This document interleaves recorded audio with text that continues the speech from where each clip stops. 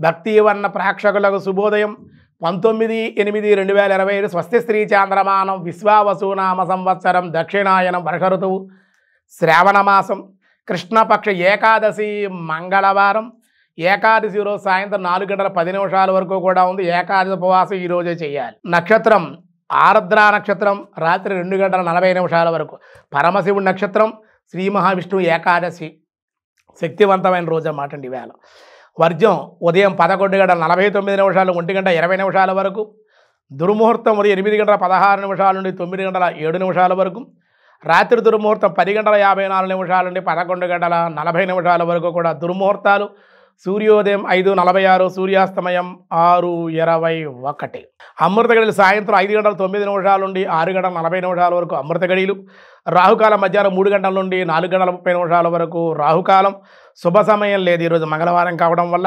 వజ్రయోగం రాత్రి 10:56, భవ సాయంత్రం 4:10, కౌలవం తెల్లవారుజామున 5:16 వరకు.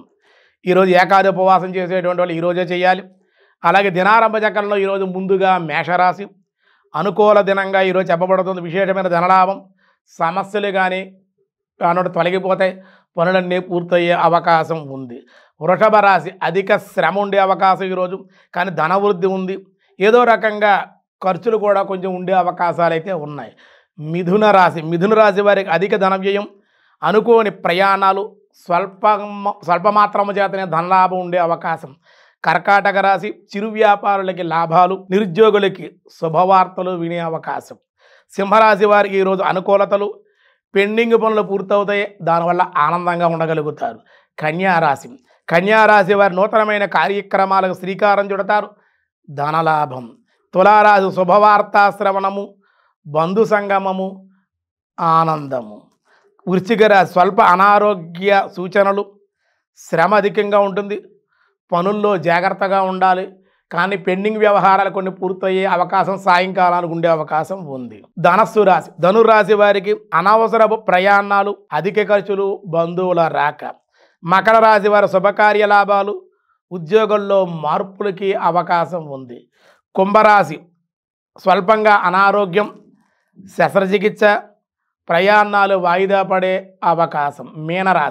మీనరాశి వారి శత్రువుల వల్ల ఇబ్బందులు, మనసులో అశాంతి కొంచెం ఉండే అవకాశాలు. దేవాలయ దర్శనం చేయండి, ఈరోజు అన్ని విధాలుగా అనుకూలంగా ఉంటుంది.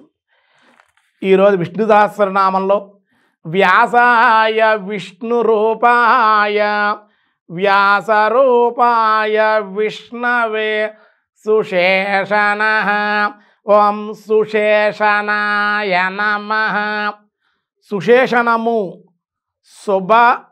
సుభవనమును, విశ్రాంతిని కలిగించేవాడు, గొప్ప విశ్రాంతి కలిగించే గొప్ప సైన్యము గలవాడు, అంటే విష్ణు సైన్యము కలిగినటువంటి వాడు, శోభభవనముల యందు విశ్రాంతి కలిగించేవాడు అని నామార్థంగా చెప్పారు. భగవాను దివ్య విభూతి, లీలా విశేషాలు, ఆయన సేవా సమూహాలు అవియే భక్తులకు విశ్రాంతిని, సుఖ ఆనందమును కలిగించరు. కావున శ్రీపతి సుశేషణ అని స్తవనీయుడయ్యాడు. కనకాంగది ఓం కనకాంగది నే నమః అనే నామం కూడా చెప్పారు. బంగారు భుజకీర్తులు కలిగినటువంటి, బంగారు హస్తపాదములతో అలలారేటువంటి వాడు కనుక పరమాత్మని కనకముంటే బంగారం కదండి, భుజకీర్తులు కలిగినటువంటి వాడు కనకాంగది నే నమః అని. భగవదుడే భోగపురుషుడు, అలంకార ప్రియో విష్ణు, అలంకార ప్రియుడు కాబట్టి కనకాంగదినే నమః అని వర్ణించారు చాలామంది. చాలా విశేషమైన నామంగా చెప్పారు. మిగతా విషయాలు రేపు చూద్దాం. ఈరోజు స్వస్తి.